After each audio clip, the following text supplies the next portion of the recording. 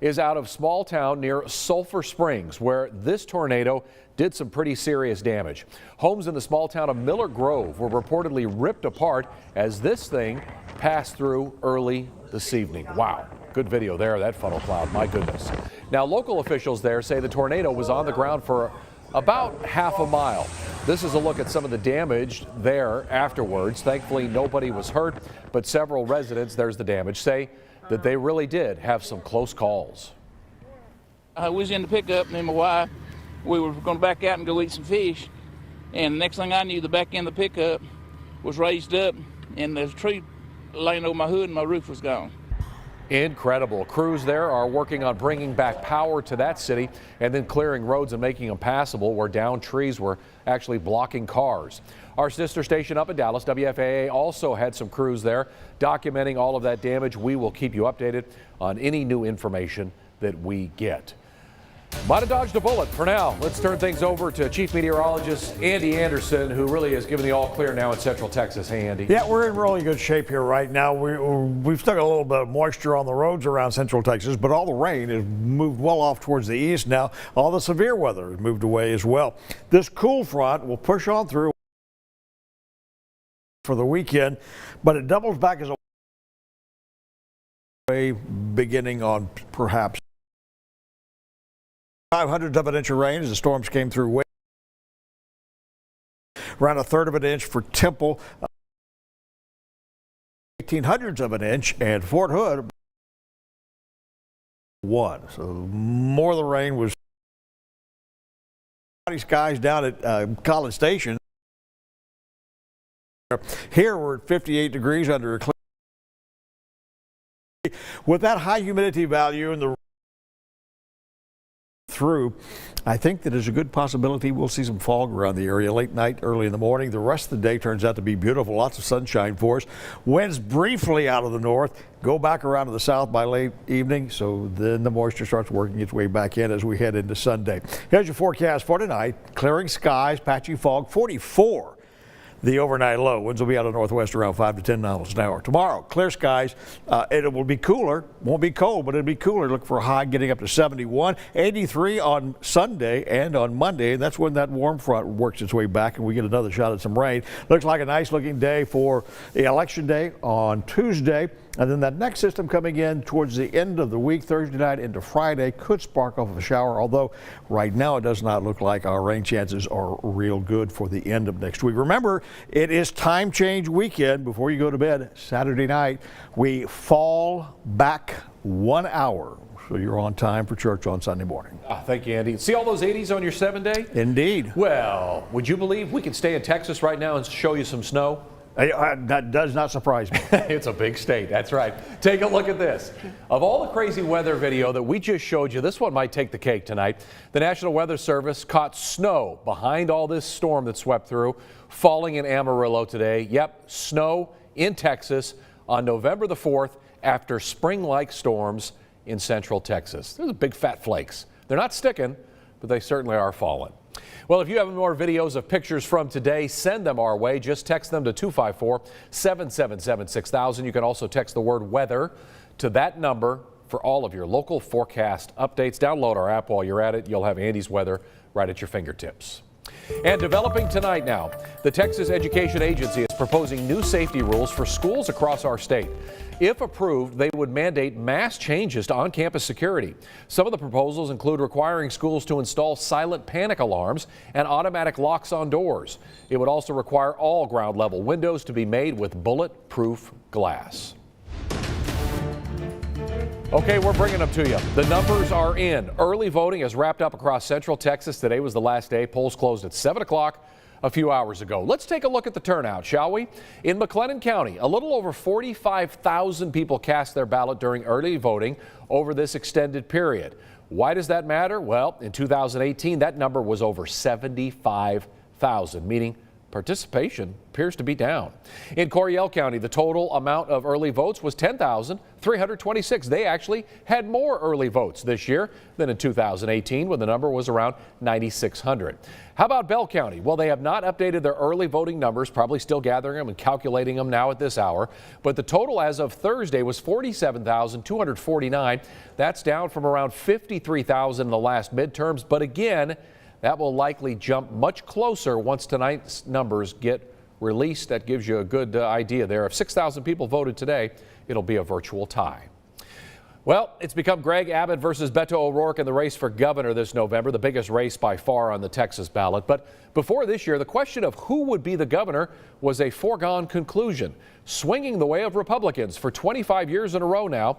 And it all started with a guy named Bush, George Bush.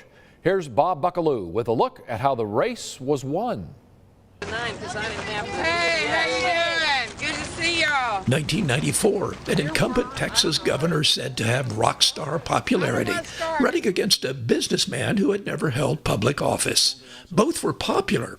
Going into the November 1994 general election, Ann Richards, the Democrat, and George W. Bush, the Republican, each had favorability ratings close to 60%. During Richards' 4-year term as governor, the Texas economy was on the upswing and crime was down. But the state was in transition. The growth of big city suburbs brought many new Republican voters. Still, most of the polling prior to the election showed both candidates in a dead heat, and both were vigorous campaigners. All right, are y'all ready? Richards showing off her skill shooting at practice targets. What's your name? Jen. Good to meet you. Are you a baseball player? Bush on a quiet visit to an Austin classroom. Just a few of the hundreds of campaign stops and the long journey to the governor's mansion. In the end, voters had the last word. Bush won with 53% of the vote. Richards had 45%.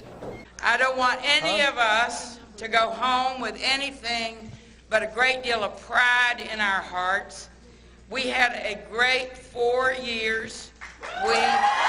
Ann Richards never ran for public office again, but remained a popular figure on the national political scene. She died in 2006. I have heard from Texas tonight, and I hear of the call of constructive change.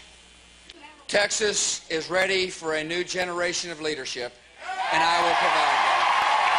As for the man who won on election night 1994, a victory that led to a much larger role in government. Presidential, I'd say 2 presidential wins for sure. That was Bob Buckaloo there with his distinguished voice. Well, the big question going into the weekend, will we finally have a Powerball winner? Will it be you? Saturday's jackpot is now the largest lottery prize in history. Yep, we've done it.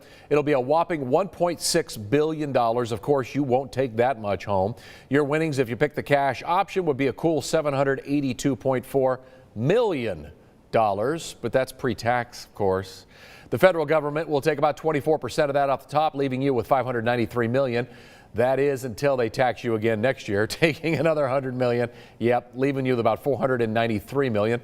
All in all, still a whole lot of money. Good luck.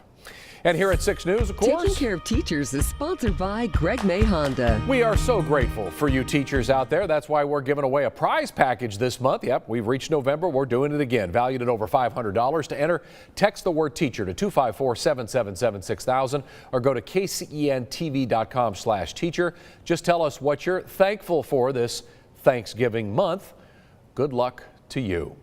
Well, that's about all our time here for this week and on Friday night here at 10 o'clock. But we are going to turn things over to the sports portion of the program. Sports Director Curtis Quillen is next with Friday Night Lights. It's the end of the regular season. Playoffs are next week. It's time to get excited. He's going to wrap it all up. He's back in 60 seconds. Have a great weekend, everybody.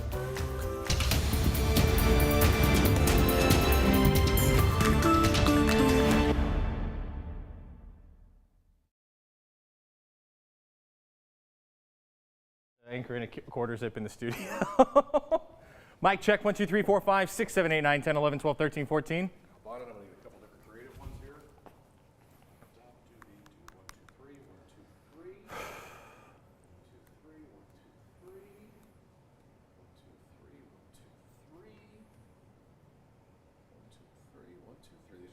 Awesome. Thank you, man. Enjoy. Have a good show. Appreciate it.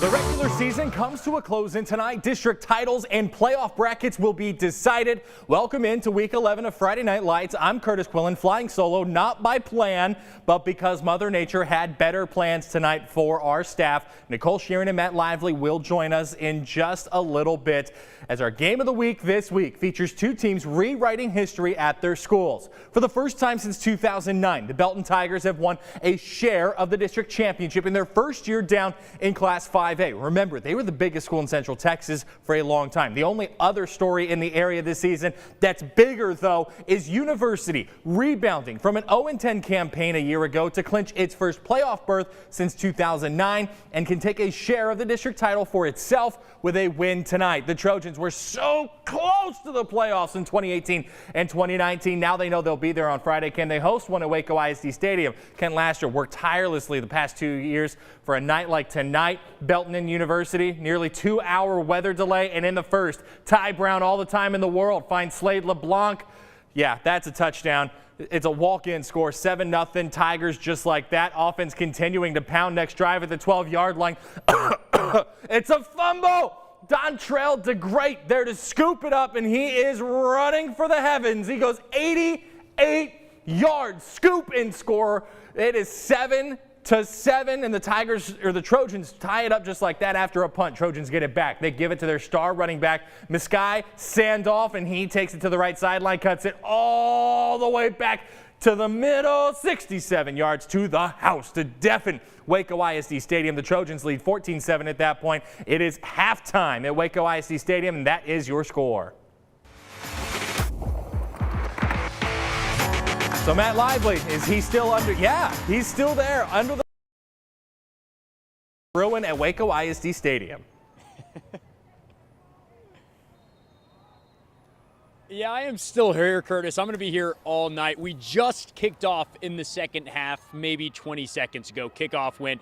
It is 14-7. University still leads in this game. And it feels pretty weird, Curtis, not having the trophy with me, handing it back to a team right now. But that's what happened when Mother Nature rolls through, delays this game almost 2 hours, but we are finally playing. And I'll tell you this, the University offense started off slow in this one, but that scoop and score that we just showed got them back on track. And then Miskai Sandoff, who's one of the most talented running backs in the entire district and in all of Central Texas. You saw there 67 yards to the house, and University has a 14-7 lead. If it wasn't for an illegal man downfield, Miskai Sandoff would have had another 50-plus touchdown reception that would have given them a 21-7 lead. So University is certainly charging and leading this game. There was a tough moment for them. Jay-Sean Mangan, the quarterback, did limp off the field in the first half. Let's see. We've actually got another injury going on right now.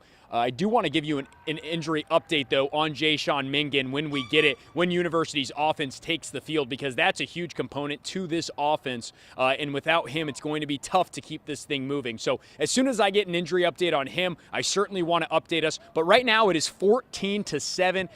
Turnovers are a big factor in this game. And of course, we've got two electric offenses. So it should be high scoring here in the second half. The turf has certainly dried up quite a bit.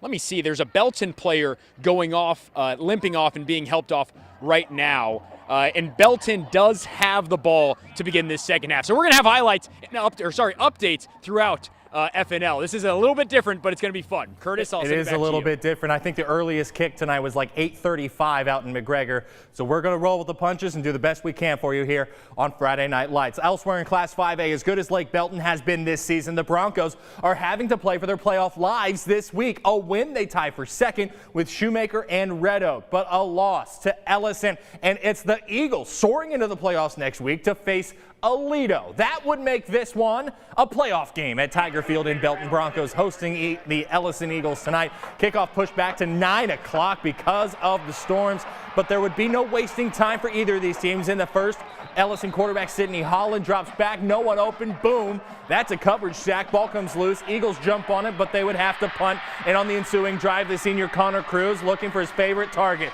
Micah Hudson, on 4th down, sliding into the end zone. No pictures, please. Lake Belton jumps ahead 7-0 after the PAT. Short memory for the Eagles, though. Holland play fake, loads up, launches one to Kamani DeBro, and he's going to take it 65 yards on the house call, untouched. Eagles tied at 7. Next drive for the Broncos. Can they do it? Cruz scrambling around. I've said this line a lot, like Eli Manning in the Super Bowl. Heaves one downfield, and Hudson comes down with the big catch. You, sir, just got mossed. 14-7, Lake Belton at the half. The Broncos pulling away here. It's 21-7 at the moment. We are just getting things started here on Friday Night Lights. Up next, a big week in Class 2A. Stay with us.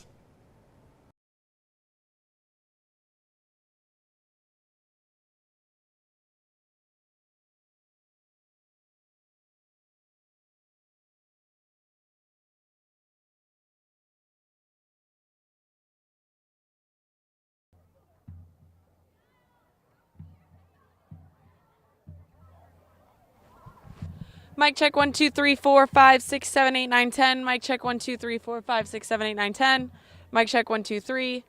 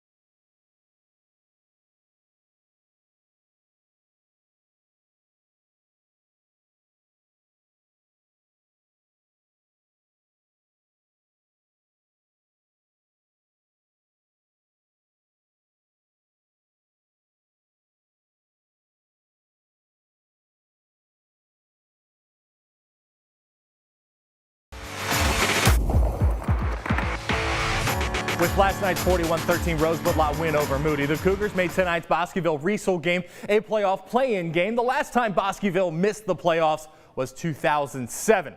None of this year's players were in school yet when that happened, and to be totally honest with you, I was in 7th grade. Meanwhile, Riesel would like to make it a 2-year streak, making it in 3A Division II last year. Somebody's streak must end, though. After an hour-long lightning delay, the Indians come out hot from the first snap. Quarterback Peyton Holscher taking the snap, handing it to Gavin Oliver, finds a hole, foot race to the end zone. Put your arms up. That's a touchdown. Indians keep on pushing. The ball fumbled here by receiver Keller Silver, and it's recovered by a previous player of the week. It's Mason Heath on the recovery.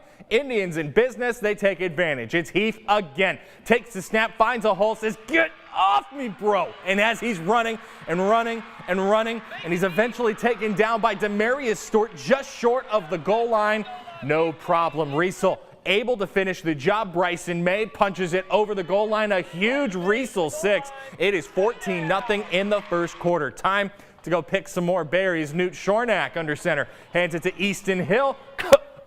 Fumble! Snapped right up. Bryson May running it the other way.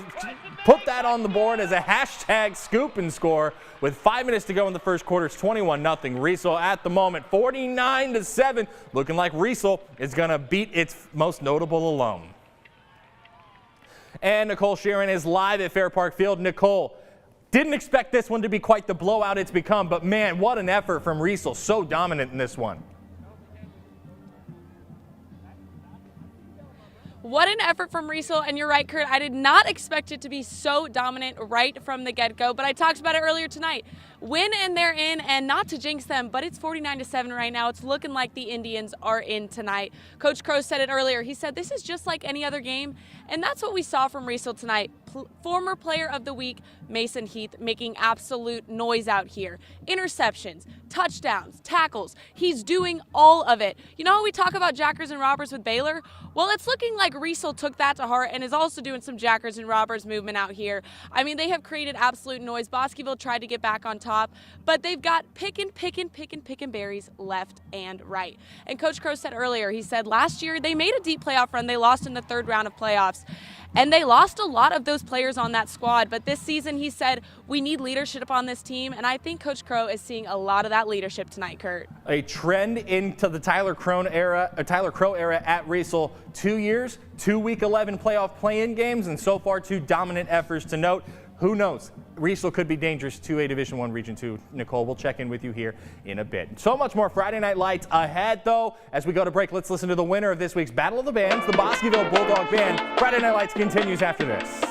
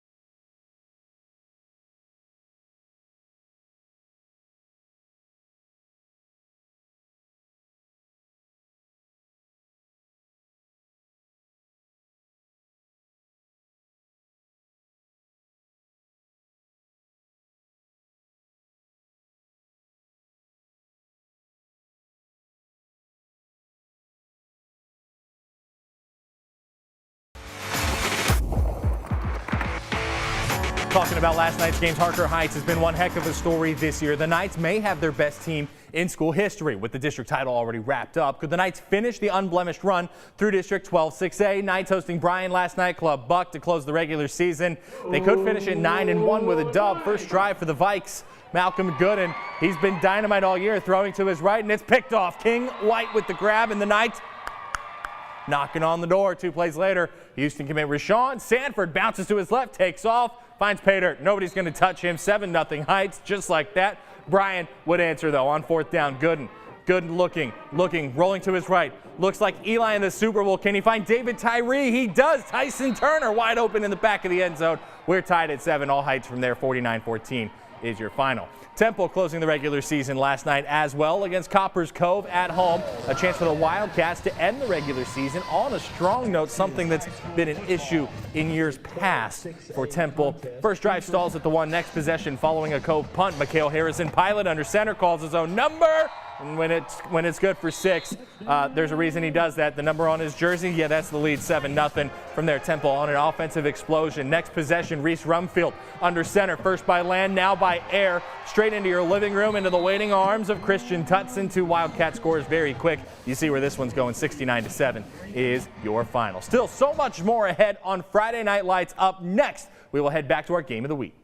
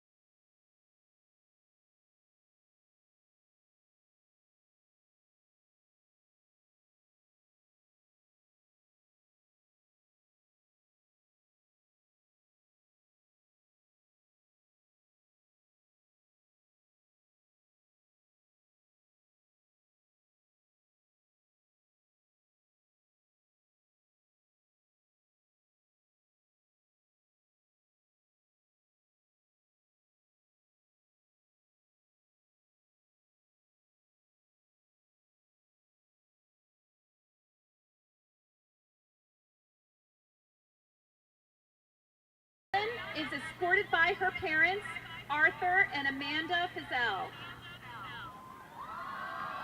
Brianna has been a member of the Stampede for 3 years as a member of the Color Guard and has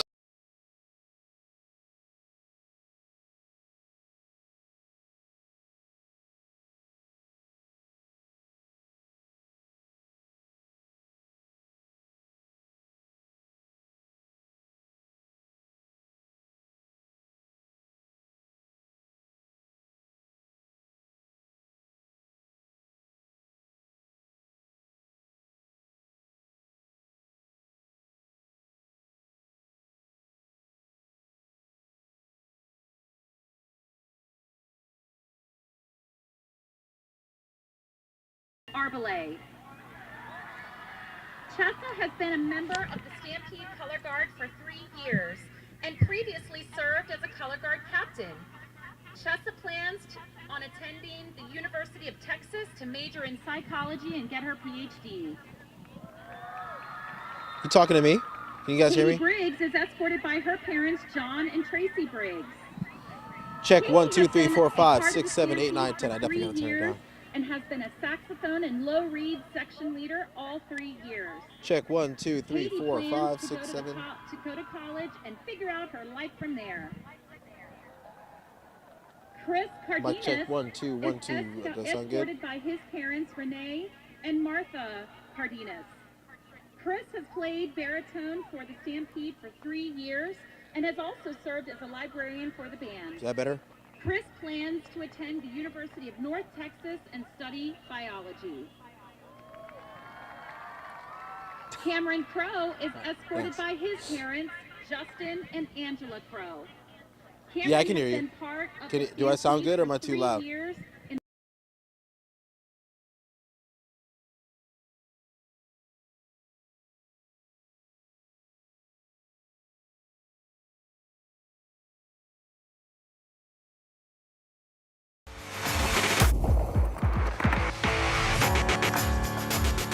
Welcome back to our game of the week. Belton just took the lead on another scoop and score. There's been one for each team in this one. It's 21-14 in the third. The Trojans were driving in Tigers territory. Fumble, scoop and score, now 21-14 Belton. But we are going to go to our live stream portion of the show. If you've got the World Wide Web, YouTube, Facebook app, we will see you there.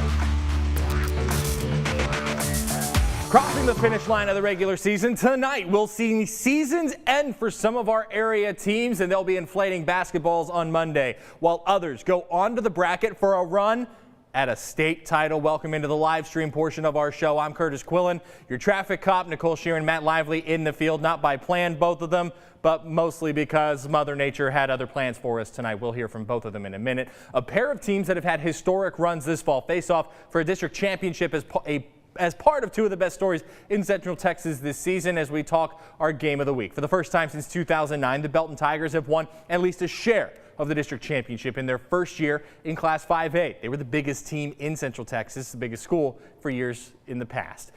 The only other story in the area this season that's bigger is University, rebounding from an 0-10 campaign a year ago to clinch its first playoff berth since 2009 and can take a share of the district title for itself with a win tonight. Trojans so close to the playoffs in 2018 and 2019, and now they know they'll be there on Friday, but can they host at Waco ISD Stadium? Kent Laster's worked incredibly tirelessly for 21 games to get to this point. First drive.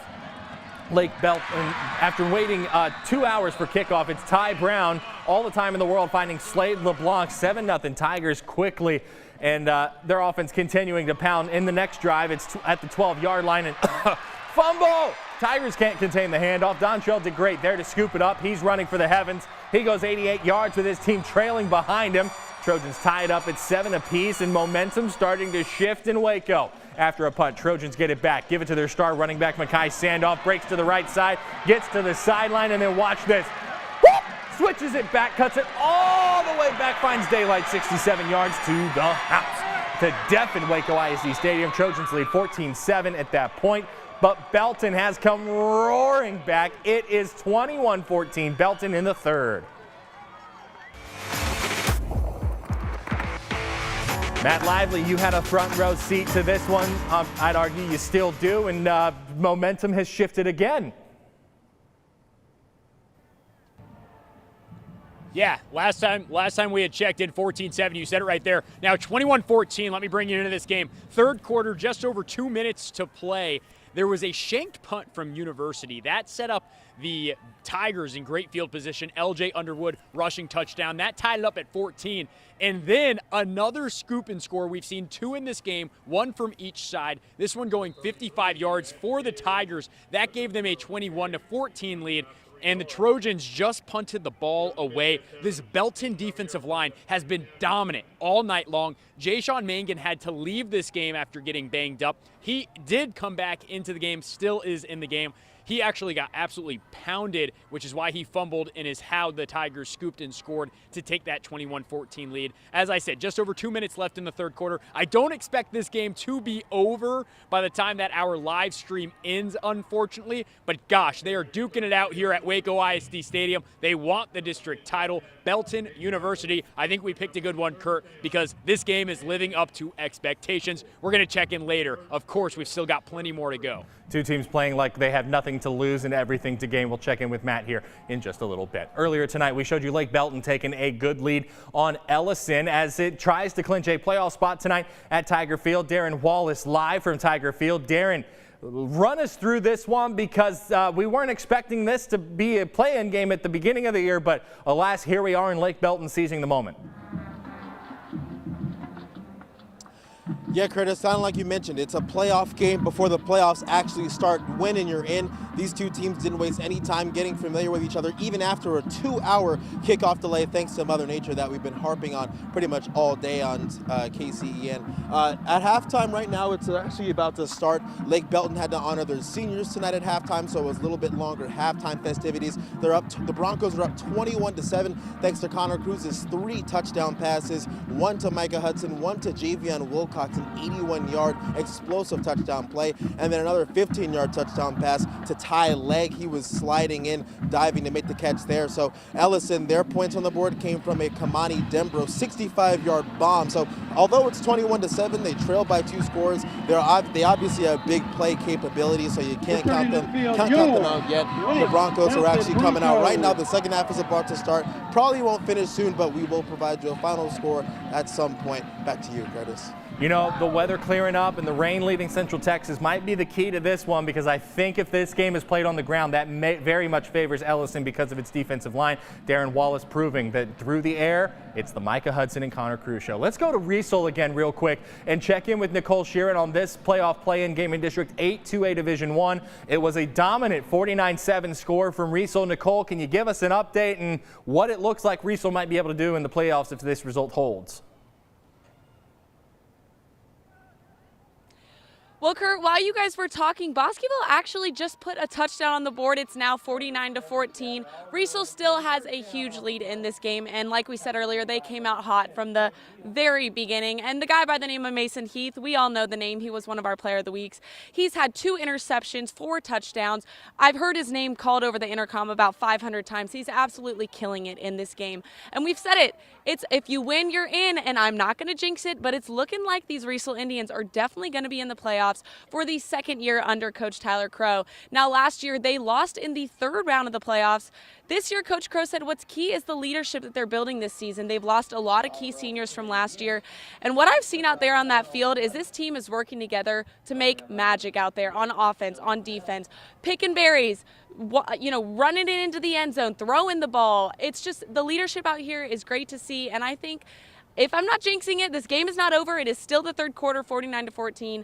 But these Riesel Indians are going to make some noise in the playoffs if they get there. And we'll keep you guys updated with the score. Nicole, very strategic in her live shot spot because she's right in front of the scoreboard and can just look over her camera and see it. Look, this is a Riesel team that made the 3rd round in 3A Division II, losing to eventual champion Franklin last year. This is a team that could make some noise in 2A Division I Region 2. Nicole Sheeran will check in with you here in Big Picture. Last week, Kevin Hoffman at Mart got his 100th win as a head coach when the Panthers clinched the district title once again. Hoffman's Panthers can put a bow on a 10-0 regular season with a win last night over Hubbard. As we run through some of the Thursday games this week, Martin, the majority of our teams to move its game up because of the forecasted storms. First quarter, it's Jonah Ross finding Jordan Vincent, and he flies down the sideline into the end zone. It's very quickly 7-0 Mart at that point. A few drives later, same score. Hubbard's MJ Ryman can't contain the handoff. Ball's loose, and it's smothered by purple jerseys. That means it's Panther football, and off that turnover, who are they going to go to? It's Jadarian Bell. Takes the handoff, bounces to the right side. He's not going to get a hand on him. That's a touchdown. And what an impressive run like that all night long. It's all Mart. 70-0 is the final. Clifton looking for its first playoff berth in 3A Division II in 3 years at Florence last night, facing the Buffalo 7-0 Cubs in the second quarter. The pitch here is to Parker Tunnel. Gets to the right side, gets to the outside, and breaks one tackle, and then smothered by a stampede of Buffaloes. But no worries, 2 plays later, Cubs going through the air this time. It's a screen pass looking like Texas Tech on a Saturday. Carter Tunnel, his brother, he does the rest. Touchdown is there for the Cubs. PAT no good. Cubs go into the half leading 13-0. Things would get hairy in the second half, though. This game goes to overtime. Clifton survives, clinches a playoff spot, 32-26. Franklin looking to finish off a 10-0 regular season tonight, finishing the Hive to face Academy. Opening drive for the Lions around 9 o'clock tonight because, you know, weather. You see the first down, and then Casey Mraz off the handoff to Devin Hidrago tries to get to the outside. He gets the tackle. Lions on 4th and goal. 22-yard field goal attempt. No good. Wide right and short. Neither team would score on its opening drive. Let's go to the score. It is 8-3, and Academy has the lead on Franklin. Oh, could Academy do what no one else in District 11 3A Division I's been able to do? We'll find out later tonight. Cameron Yo hosting Troy last night, looking to end the regular season on a strong note. This is another one of those games moved up to Thursday night, first quarter, and it's Braylon Drake in the gun for the Yeoman. Hands it to Trajan Wilcox, and then whoop, reverse, running room, and huge gain. Same drive for the Yeoman as they get down to the 4-yard line, first down and goal. So what are they going to do with it here? You see it, the handoff, more Drake, Wilcox, that's a touchdown. 7-0. Later on in the quarter is where we're going to see Drake finding Trajan Wilcox. This is in the second quarter now, and that's a touchdown. Corner route, yeah, 14-0, game over, right? Nope, Troy has something to say about it. It's going to be Ethan Sorensen on the under center, play action, finding Cooper Valley in the flat, and he does the rest. It's 14-7 Trojans just like that as he finds it over the middle. 35-14, Yeoman get the win. McGregor hosting Rockdale, looking to end the season with its first district win. The Bulldogs have had quite the struggle this year, but they're quite young. 4th down, McGregor attempting the fake punt. JL Singer, no.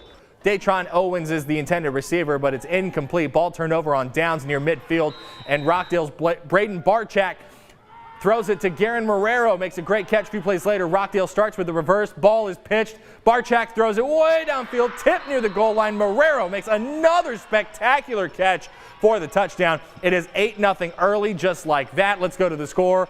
Looks like Rockdale in the lead, 40-32 in the 4th. This one is a close one. Don Hyde from La Vega, talking 4A Division I, fired up as Stephenville is in town last night with major seeding implications, tied at 7 in the 1st. Ball is snapped, no one looking. Luckily for them, they jump back on it, and then it's a disaster for the Yellow Jackets. You see the INT there, and then nothing doing for the Pirates, and then Stephenville scoring here on a nice long pass. Yeah, Stephenville can do that. Can they end the 2-game skid? And then right before the half, the jump pass, touchdown. That makes it 21-7 at the half. Let's go to the score, 42-28 Stephenville last night. Moving forward, it's time now for one of our favorite segments where we highlight one outstanding performance from the previous week. We go back to Matt with our Gridiron Player of the Week live at Waco ISD Stadium, and it's a guy that we've seen in this game of the week tonight. Yeah, Curtis, we know that regardless of what happens tonight, this university program is not the same one that we've become accustomed to watching as they tie this thing up at 21 right now. A big reason for their success is the guy playing under center. It's crazy fun. Like, the atmosphere here is just insane. Jayshawn Mangan is enjoying his time as a University Trojan. The junior moved here this past summer, traveling all around as a military kid. Landing in South Waco with a boatload of talented teammates has been a blessing. Makai, he's our amazing running back. He scored a bunch of times. Najee, one of my best receivers, he scored, I don't even remember how many. It's just amazing to see the whole team coming together, working for a district championship and to go far into the playoffs. It was Mangan who led the bunch in their 78-7 Week 10 dub versus Pflugerville Connolly, putting up 4 passing scores and a rushing touchdown. He's all about his teammates. He's all about being coachable, and that kind of selflessness has carried over to all of his teammates, and they all feed off of him. And it's just been amazing to have him as a young man that we're able to coach. The buy-in has been real for the Trojans, who will make their first trip to the postseason since 2009. You can even go to any practice, any game, you go anywhere and you can see that everything has raised up. We get full effort in practice, full effort in the games. We just do the little things right. That effort has led to a memorable year, one that's not over, and one that Mangan won't forget. Let's say you're not playing well, they'll pick you up all the time. I love this team.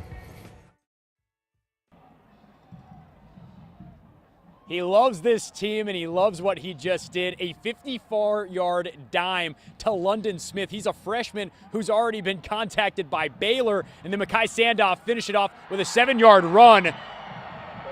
And, oh boy, Belton just scored. So 21-21 to 27-21. There's 9:12 left to play in the fourth quarter in this game. This is back and forth. I said there was going to be a lot of points in the second half. It's proven to be that so far. So Jayshawn Mangan, definitely a big part of the success. We'll see if he can finish this thing off tonight. But right now, Belton does have a 6-point lead with a PAT pending. All right, let's do a quick sprint through area scores before we get to big picture with both Matt and Nicole tonight. 5A, it's Shoemaker all over Granbury last night, 60-22, getting the win, clinching a playoff spot. Colleen all over Waco High to end the season, 32-6. Moving forward, Canyon Lake comes from behind, beats Lampasas for the District 13 4A Division I championship, 34-30. Connolly all over Robinson last night, 58-0. Moving down to continuing through 4A, it's Madisonville over Salado last night in Salado, 30-14. Let's talk 3A. Whitney and West combined to beat Dallas Gateway and Dallas Inspired Vision 98-0 to wrap up district play. They're both headed to the playoffs. Teague over Fairfield 27-12. Teague finishes in second place in the district. Malakoff over Grosbeck. So Grosbeck, because of the tiebreakers and the loss to Malakoff, 48-0, the Goats fall out of the playoff field because of those tiebreakers, so they will get fifth in that three-way tie for third. It's Rockdale over Malakoff right now, 40-32 in the fourth, as we showed you. Rogers all over Elkhart last night, 56-14. So even if Clifton had lost, they would have made the playoffs because of that Rogers result. Hamilton over Goldthwaite, 22-0 is your final. Toller all over San Saba last night, 63-0. First time San Saba's missed the playoffs since 2017. Axtell blanks Itasca, 55-0. They get second place in the district. They're headed to the postseason. Crawford blanks Bruceville Eddy last night, 51-0. Crawford wins the district outright. Moving forward, it's Marlin over Valley Mills, 41-14. Rosebud Lott over Moody, 41-13. Continuing on is Thorndale all over Hearn, 53-16. Thorndale would take sole possession of second place if Holland doesn't upset Flatonia. We'll get to that score here in just a bit. And then it's Chilton over Milano, 28-7 last night. Chilton 10-0 on the season. Look out for the Pirates. Granger 45, Bartlett 12 in an afternoon affair today.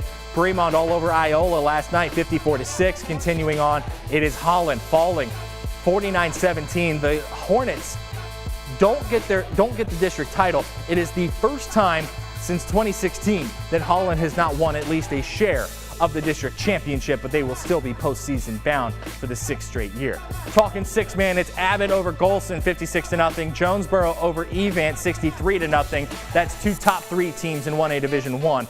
Oglesby all over Buckholz last night, 66-6. And it's Weatherford Christian over Bishop Riker, 89-52. And CTCS falling in a close one tonight, 23-21 to Hallettsville Sacred Heart. Now, full transparency, normally we would have the six-man private school scores on here, but there are so many of them, and it was such a fluid week. I made the executive decision as sports director to not put those scores in here because I didn't know how many of those games would be able to be played, because keep in mind, a lot of them play on grass fields, and there was a chance those wouldn't be playable tonight. So that is full transparency, pulling the curtain back. Let's go to big picture. Let's bring Matt and Nicole back into the fold. We've talked to both of you about those games. Do we think any of these four teams, guys, can be a dark horse in these regions?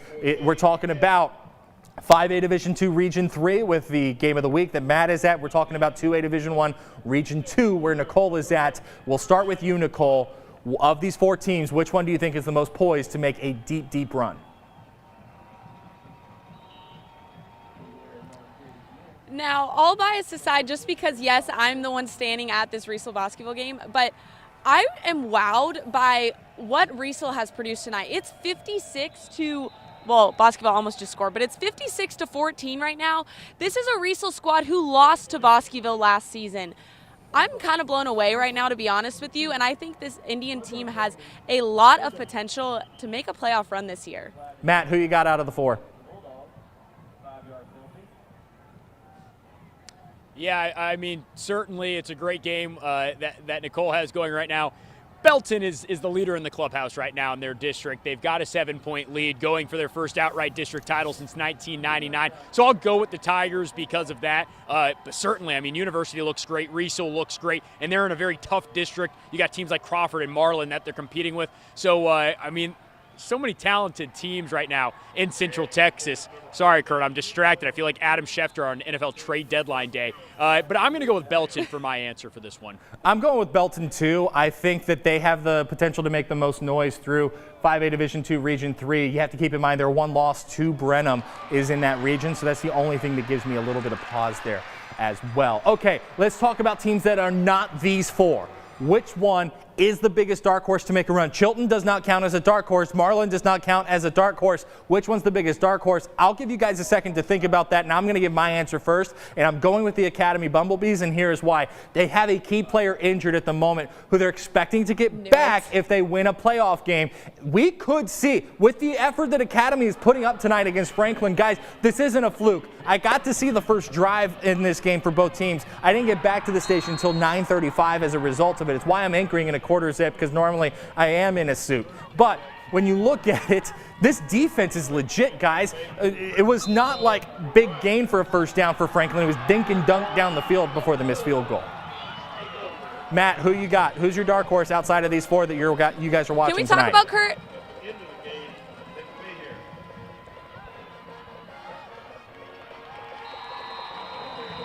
I didn't know if Nicole was going to go there, so I'll jump in. I feel, first off, Curtis, I believe that Marlin comment was directed at me. I don't appreciate that. It was. But you are fair. It is not a dark horse team. I do have to ask you, Curtis, what's going on with Gatesville? Where is Gatesville in this whole picture right now? I don't know, because a couple of those district losses they had were quite lopsided. That's what gives me pause there. But also, is this the best district in Region 3? I don't know that we'll know about Gatesville until next week. Yeah, I'll say this. From what I've seen from Gatesville, they struggled against Connolly. The two other games I've seen them in, they've absolutely beat up on their opponents. One of those was against Robinson. So it's tough for me to completely draw them out. Their offense is really impressive, and they nearly blanked Robinson on defense. So if there's a dark horse, I do like Gatesville, maybe to get a win in round 1. Okay. Nicole, your biggest dark horse outside of the 4 teams that you guys are watching in person as we speak?